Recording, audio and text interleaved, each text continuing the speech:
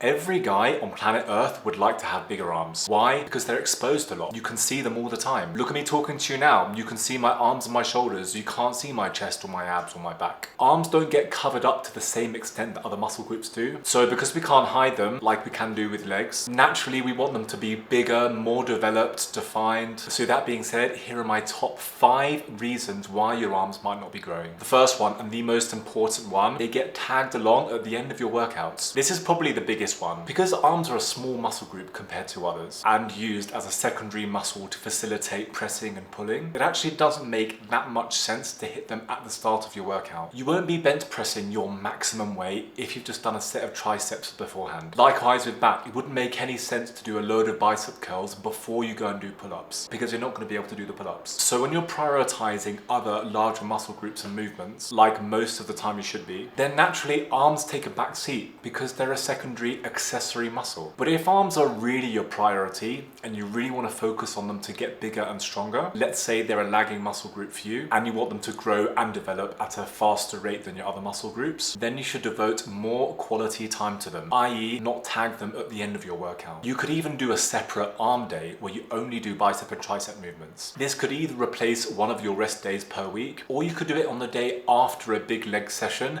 to facilitate recovery. And sure, it's not going to be as mentally taxing as, let's say, a push day or a pull day, but if arms is really your priority, you may need a separate arm day because you can't just be tagging them at the end of your workout when you're tired, when you're fatigued, and expect them to grow a lot. And leading on from that, the second reason your arms won't grow is because you're doing curls and extensions way too fast. And that's probably because they get tagged along at the end of a workout, right? Think about it. By this stage, you've been in the gym for 45 minutes, you're fatigued, you've already done 15 working sets, you're mentally tired, and you just want to get out of the gym and crack on with your day. The chances of you being able to do some nice 2 seconds up, 2 seconds down bicep curls is almost zero. And if you ever take a quick glance around the free weights training area in a gym, there is no doubt you'll see at least someone swinging a load of dumbbells around trying to do bicep curls with zero control of the weight, all momentum, no muscle contraction going on, and we know that's just not how muscle groups grow. So hitting biceps and triceps at the start of your workout could be a game changer for you because you're fresh and focused and you'll be able to do it properly. Or failing that, maybe do a separate arms day instead. So now we got those 2 issues fixed. Let's take a look at the form. Maybe apart from lateral raises, arm exercises are probably the easiest movements to do with terrible technique. Without getting too sciencey, you want to keep the upper portion of your arm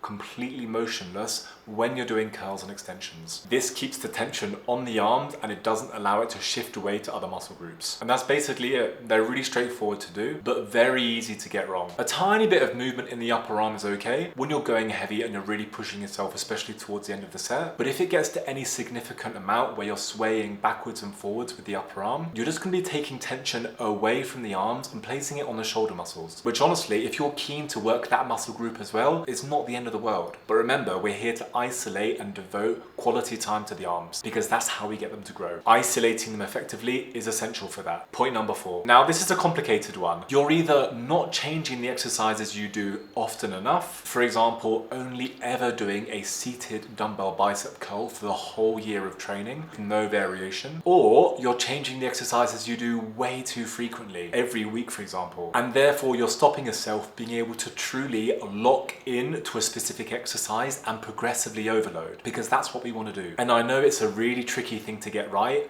this balancing act. Basically, you want to change things up often enough to give your muscles a new stimulus to get them to grow and develop, but at the same time, you don't want to change things too often that you won't be able to lock in on the exercise. So my recommendation is change the arm exercises you do every 2 to 3 months. This should be around the sweet spot. So you'll rotate through 4 or 5 exercises a year, giving your biceps and triceps enough of a new stimulus to keep them growing, but then also you're familiar with these exercises so you can push hard on them. And finally, the last point, just like any other muscle group, you need to be in a calorie surplus to build muscle. Unless you're coming back from an injury or you've just started training for the very first time, you cannot build muscle when you're losing fat and in a deficit. It's just not going to happen. So if you are serious about putting additional tissue on your biceps and triceps, you're going to need to spend a prolonged period of time in a calorie surplus, meaning you'll put on a little bit of body fat, you'll have your body weight going up gradually, gradually you'll lose some of your shreds, you won't look as lean, but you'll build muscle. And that's still why you're watching this video, right? Because you want bigger arms. So we want to give the biceps and triceps every opportunity to grow, which isn't going to happen in a deficit. So you're going to have to bite the bullet for a few months, go into a calorie surplus, put on a little bit of body fat for 9 to 12 months,